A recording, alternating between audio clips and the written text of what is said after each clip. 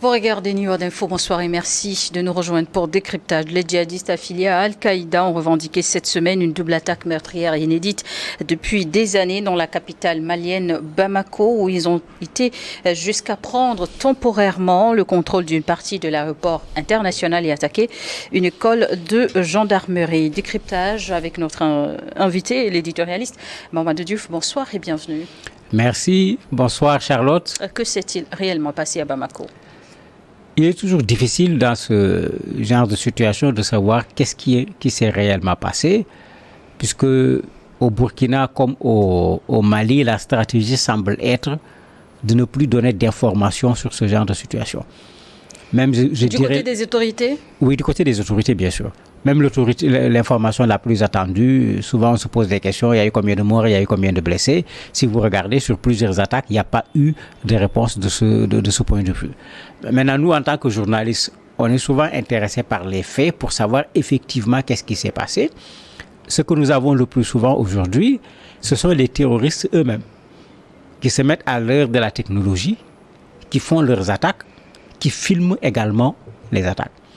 Mais si vous vous rappelez, bien avant le Mali et autres, le problème se posait en Irak, ou en Syrie à un certain moment, et il y avait eu un énorme débat en termes de déontologie entre les journalistes sur qu'est-ce qu'on fait quand ils prennent des otages. Quand nous mettons en évidence la prise d'otages, ben nous assumons en même temps leur communication. Quand ils filment ces attaques, quand nous publions ces attaques, nous assumons en même temps leur communication. Alors qu'en même temps, les images sont réelles, puisqu'il y a une possibilité de vérification des images aujourd'hui. On peut géolocaliser un événement pour savoir il s'est exactement passé où, pour savoir que c'est effectivement l'événement, c'est effectivement la date par rapport à l'événement. Mais il y a cette autre contrainte qui est là, à côté d'une actualité qui est une actualité brûlante.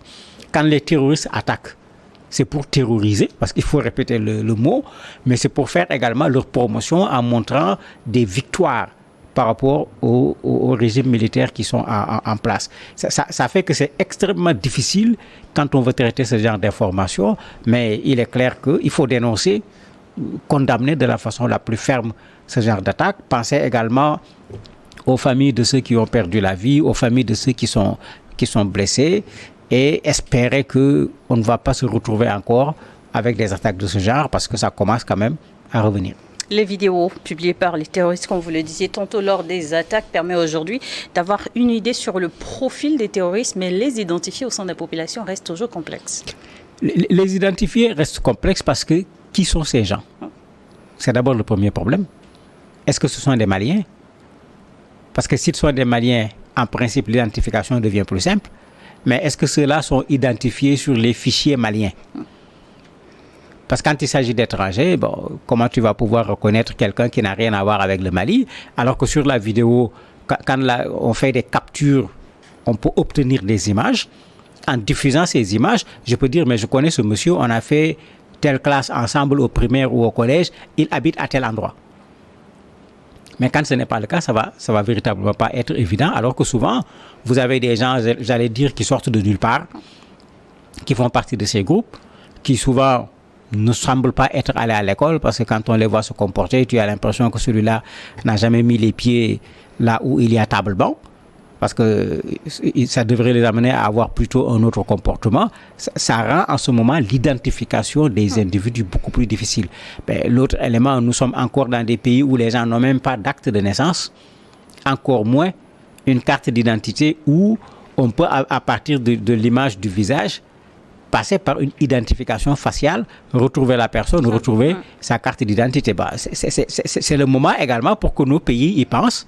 Ces cartes d'identité biométriques sont des instruments extrêmement efficaces qui permettent, quand il y a certaines situations, avec une photo, avec une vidéo, de pouvoir retrouver le visage d'une personne. Et les autorités maliennes de la transition reconnaissent quelques pertes en vies humaines. Des sources sécuritaires et civiles maliennes évoquent quant à elles plusieurs dizaines de morts. Finalement, le bilan officiel n'est toujours pas connu. Il n'est pas connu et au rythme où vont des choses, il risque de ne pas être connu. Moi, j'ai lu dans la presse malienne, certains parlent de 81 morts avec des noms. Ce qu'on appelle un mort documenté. C'est-à-dire quand on dit 81, c'est 81 qu'on a compté un par un avec les noms. Bon, ce qui n'est pas loin de ce qu'on donne parce que généralement, on parle de 70 morts à peu près. Il y a d'autres même qui vont jusqu'à 100 morts. Bon, c'est très dur dans ces genres de situations pour l'État malien lui-même, d'autant plus que c'est un État militaire, de reconnaître autant de victimes de son côté, puisqu'on était passé dans cette guerre à une autre phase. C'était plutôt l'armée qui prenait les initiatives, c'était plutôt l'armée qui faisait des victimes du côté des groupes terroristes. Mais quand ça revient dans l'autre sens, ça devient difficile pour une communication triomphale qu'on avait sur des succès obtenus à tel ou tel autre endroit. Et malheureusement, ce n'est pas la première fois. Tinzaouten était là. Jusqu'à aujourd'hui, je n'ai pas entendu les autorités maliennes communiquer sur cela. Ben, on a vu le Burkina avec Massila, on a vu le Burkina avec Barça-Lugo, même chose. Donc, il est important qu'on communique sur ces événements. C'est des moments difficiles, c'est vrai, mais il faut communiquer, il faut rendre hommage à ceux-là qui sont tombés pour la patrie, parce que ça également, il faut le faire, et espérer que ça puisse créer un sursaut qui renforce les liens des populations pour qu'elles se décident à combattre ensemble les terroristes. Et les attaques ont été perpétrées contre des cibles militaires au cœur de Bamako, interrogeant pour certains la fiabilité du dispositif sécuritaire. Est-ce que c'est trop, c'est exagéré? C'est que la sécurité à 100% n'existe nulle part. Maintenant, c'est pourquoi quand on communique, moi je le dis toujours, il faut parler vrai, il faut dire la vérité aux gens. Nulle part au monde, la sécurité à 100% existe. Quel que soit ce qu'on va faire, la personne qui vient vous regarder, qui regarde votre installation en termes de sécurité, va chercher par quelle faille elle va passer. Donc cette sécurité à 100% n'existe pas, y compris pour les camps militaires, parce que ce soit au Niger, que ce soit au Mali, que ce soit au Burkina, que ce soit au Nigeria à l'époque, mais on a attaqué plusieurs fois des camps militaires. Ils en ont même profité parfois pour s'approvisionner en armes, en munitions, en véhicules. Donc, il ne faut pas qu'on fasse croire aux gens à ce qui n'est pas vrai de façon pratique. Mais maintenant, quand ça intervient, ça devient difficile à accepter. Parce qu'on dit, mais c'est un espace militaire, c'est ici qu'il devait y avoir le plus de sécurité. Ce sont eux qui doivent assurer la sécurité des autres. Si on peut les attaquer, tout le monde est attaquable. Non, parce que le GNIM n'a pas attaqué pour attaquer. Le GNIM a attaqué pour faire mal au régime actuel qui se trouve au niveau de Bamako, un peu pour les humilier, pour montrer que même au niveau de Bamako, nous pouvons faire quelque chose. Et justement, c'est un groupe qui a en tout cas revendiqué dernièrement de nombreuses attaques dans le Sahel, au-delà même du Mali, le Niger, le Burkina Faso.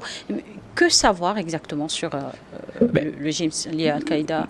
Le GSIM, le groupe de soutien à l'islam et aux musulmans, puisque le nom arabe c'est GNIM, ça revient au même quand on le traduit en français. C'est Yagali principalement, c'est Amadou Koufa, mais c'est également d'autres groupuscules. Parce que c'est ça qui fait également la force. Ce n'est pas un seul groupe, c'est des groupuscules terroristes qui à un certain moment se sont mis ensemble pour créer ce groupe. C'est pourquoi ça s'appelle groupe. Donc, ils ont mis ensemble leurs forces qui sont déjà dispersées sur le terrain. Et c'est un groupe également qui ne connaît pas de territoire. Et c'est pourquoi dans la réponse, il y a toujours cette erreur qui a été commise, que l'AIS est en train de corriger en partie. Et pour moi, je disais à l'époque du G5, je suis contre le G5 parce que même les pays qui n'ont pas encore été attaqués doivent participer à la lutte contre le terrorisme. Parce que le jour où ces gens finiront avec ces pays, ils iront vers ces autres pays. Mais quand je le disais, le Togo n'avait pas été attaqué, la Côte d'Ivoire n'avait pas été attaquée, le Bénin n'avait pas été attaqué. Mais tous ces pays ont été attaqués. Est-ce que le Sénégal doit attendre d'être attaqué pour se mettre dans la lutte? Est-ce que la Guinée doit attendre d'être attaquée pour se mettre dans la lutte? Est-ce que la Mauritanie doit attendre d'être attaquée à nouveau pour se mettre également dans la lutte? Mais je crois qu'il faut qu'on accepte que le terrorisme dans cet espace ouest africain, le combat contre ce terrorisme, ça ne doit pas être le combat des pays qui subissent aujourd'hui le terrorisme seulement, mais ça doit être le combat au minimum de l'Afrique de l'Ouest et idéalement même, ça doit être le combat de l'Union africaine. On parle de forces à mettre en place, ça tarde jusqu'à présent, mais qu'on mette en place ces forces et qu'on fasse un travail sur le terrain, ça va être extrêmement difficile de réduire totalement ce terrorisme, mais qu'on se rappelle de l'expérience du Nigeria avec le Boko Haram. Mais quand le président est arrivé, il n'a pas continué ce que Goodluck Jonathan faisait, qui refusait qu'on traverse ses frontières. Il a accepté avec le Tchad, le Cameroun, le Niger, le Bénin, d'attaquer ces gens-là sur tous les fronts. Ils n'ont pas éliminé complètement Boko Haram, mais ils ont fortement réduit la force de Boko Haram. Mais l'exemple est là, il est concret, mais il faut qu'on y pense également pour cette partie Mali, Burkina, Niger, Côte d'Ivoire, Bénin, Nord Togo, qu'on fasse exactement la même chose. L'AES, vous l'évoquiez tantôt, et l'AES justement porte un projet de mise en place d'une force conjointe justement pour contrer l'ennemi. Pour l'AES, ça va être difficile. Pourquoi? Ça va être difficile parce que quand je prends le cas du Mali, pour avoir traversé une bonne partie du Mali, le Mali va avoir déjà des problèmes pour sécuriser son propre territoire. Le Burkina est dans la même situation. Le Niger est dans une situation légèrement meilleure. Mais le Niger a le même problème de sécurisation de son propre territoire. Et c'est là où il est important que des forces supplémentaires viennent pour qu'on assure la sécurisation du territoire, mais qu'on puisse combattre également de façon conjointe ces actions terroristes. Parce qu'avec ce qui s'est passé au Burkina, la première chose qui vient à l'idée, c'est qu'il faut que les Maliens, à travers l'AES, que les Nigériens partent au Burkina pour aider le Burkina. Mais vous avez vu ce qui s'est passé à Bamako aujourd'hui. En ce moment, on va dire, mais comment aller combattre les gens de l'autre côté alors qu'il y a encore des problèmes à régler ici? Il faut encore plus de force. Il faut encore plus de moyens pour pouvoir permettre de combattre ces groupes et après les avoir combattus dans un espace, de pouvoir sécuriser cet espace parce que ça fait partie des problèmes aujourd'hui. Vous les chassez de quelque part, mais vous ne pouvez pas rester là-bas comme armée parce qu'il y a d'autres espaces que vous devez sécuriser. Quand vous partez, ils reviennent puisque vous ne les avez pas tous capturés. Vous ne les avez pas tous tués également. Vous partez, ils reviennent. Finalement, ça commence à ressembler à ce que Sisyphe faisait avec sa roche. Et dans un communiqué, le président de la transition du Niger, le général Tiani, a adressé ce jeudi soir ses condoléances les plus émues et la profonde compassion de son peuple au peuple malien, le peuple frère du Mali. C'est une douleur que les pays partagent parce qu'aucun n'est épargné. Et est-ce qu'il faut ouvrir le champ de la force conjointe du Sahel à d'autres pays? Mais il faut le faire. Il faut le faire. Et ce qui est curieux, mais vous avez des spécialistes sur les questions de sécurité. Vous avez des conférences internationales sur les questions de sécurité où j'ai participé à plusieurs reprises. Mais dans toutes ces choses, il est dit à chaque fois deux choses.